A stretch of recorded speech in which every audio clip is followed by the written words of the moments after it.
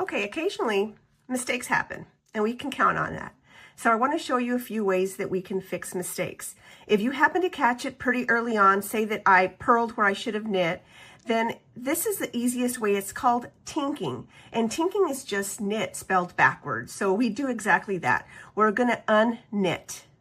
So I would take my needle, put it into the hole of the stitch that I just knit, put it into that hole, and then slide it off.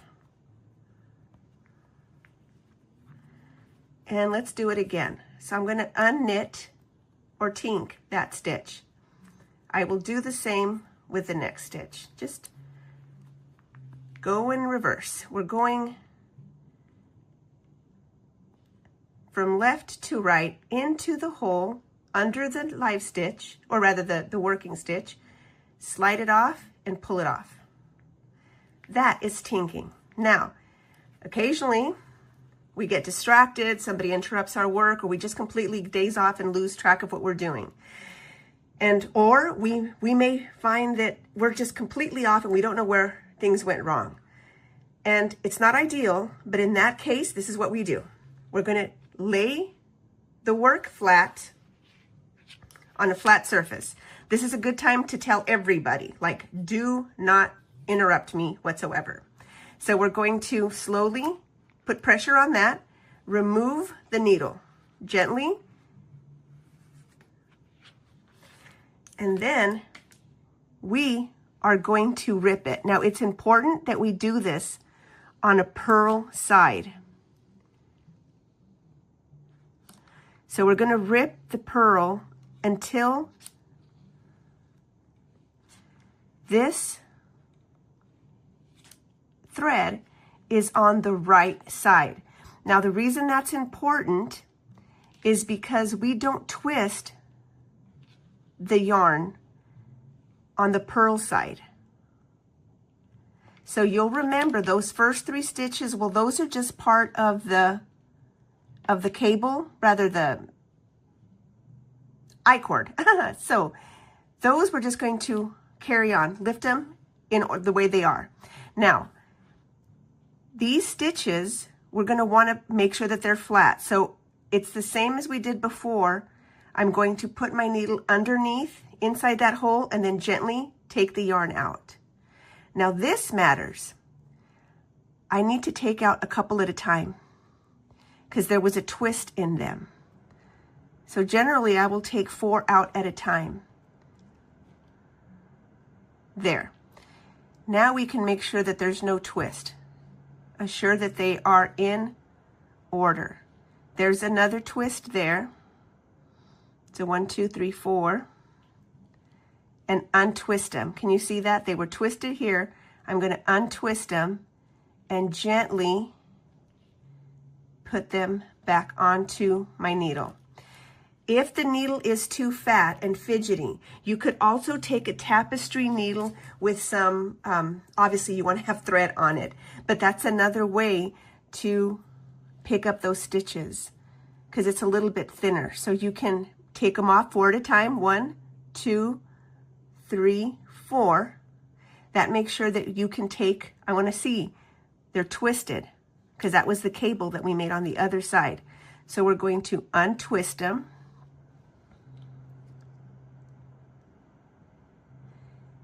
And then pick them up. Oop. Pick them up in the right order. There. Don't worry that that one's a little stretched. It's just the nature of the pull when we, pulled it taut for that cable. Let's look at it again, but let me put them back on these needles. Okay, here we go. Now we're back in business. So again, put pressure on it so it doesn't rip down. 1, 2, 3, 4. That's the cable. Now we're going to lay them flat. So we're going to put the needle in 1, 2, 3, and 4. And work patiently all the way across until everything is in the right order. There's one more there. That's it. Okay, now I can take these up.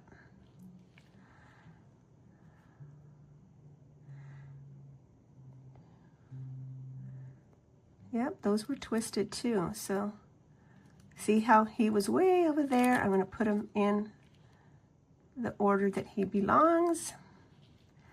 And then slowly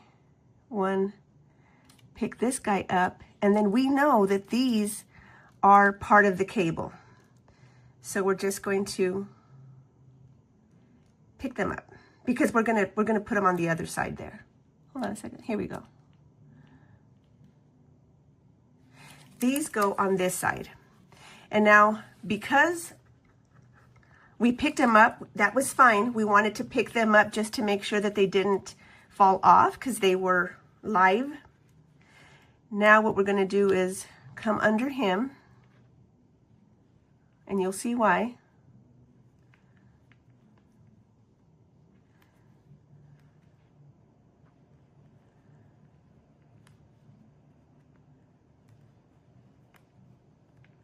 Okay, yarn to the back, okay? And that's how it's always been. Yarn to the back. Ooh, sorry about that. There we go. Now you'll see it because you're gonna feel the tightness of it. There, see, that aligns. So that's the only fidgety part is that end. You wanna make sure that you put that yarn there for the I cord, so we can continue to stay in line. And this is all part of reading our knitting. So we're going to follow along. Now, this is something I want you to see again. I've mentioned it before. This stitch is oriented incorrectly. The rule of thumb is the yarn that is closest to the tip, which is this one. See how it's front and this one is a little further behind. The one that is closest to the tip is always on top. It's in front, it's in front. Yeah, it's closest to you. So in this case, this yarn is furthest from me. This is closest, this is furthest. So that's wrong. And you can put it back onto your needle just like that, or just knit into the back. You always knit into the closest to the tip. So the closest to the tip is this one. The closest to the tip is this one. And the closest to the tip is that one. So that was just me showing you how to see the orientation of the stitches. But let's unknit again. Let's tink, tink, tink. We're left with 3, and now we've got to go back to the actual pattern that is called for in this particular row. So there you have it. In this case, I would just follow the row as it's intended. So knit, follow all the way across just as before. But now you know how to undo a row if you have a mistake.